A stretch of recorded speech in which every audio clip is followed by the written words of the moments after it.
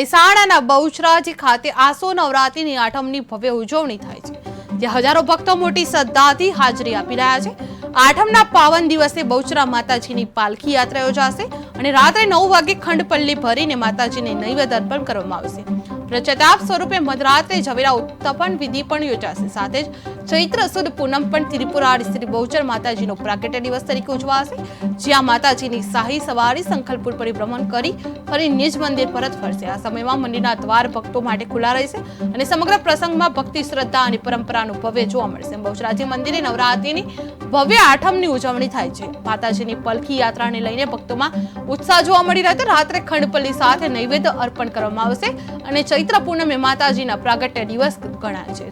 સવારી પર સાથે સંખલપુર પરિભ્રમણ કરવામાં આવશે। માતાજીની પાલખી યાત્રાને લઈને ભક્તોમાં ભારે ઉત્સાહ જોવા મળ્યો હતો। રાત્રે ખંડપલ્લી સાથે નૈવેદ્ય અર્પણ કરવામાં આવશે। ચૈત્ર પૂનમે માતાજીનો પ્રાગટ્ય દિવસ ગણાય છે।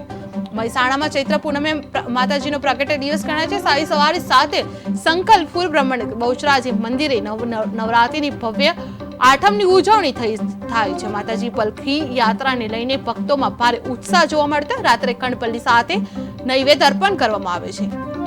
ચૈત્ર પૂનમે માતાજીનો પ્રાગટ્ય દિવસ ગણાય છે।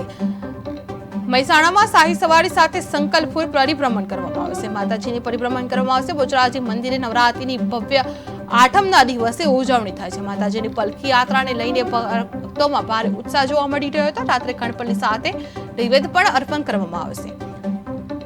ચૈત્ર પૂનમે માતાજીનો પ્રાગટ્ય દિવસ કહેવામાં આવે છે। તમારું શું નામ અને જે નવરાત્રિ પ્રસંગે શું કાર્યક્રમ યોજવામાં આવશે? મારું નામ સુરેશ ઠાકોર, બહુચરાજી માતાજી ટેમ્પલ ટ્રસ્ટમાં નાયબ વહીવટદાર તરીકે કાર્યરત છું।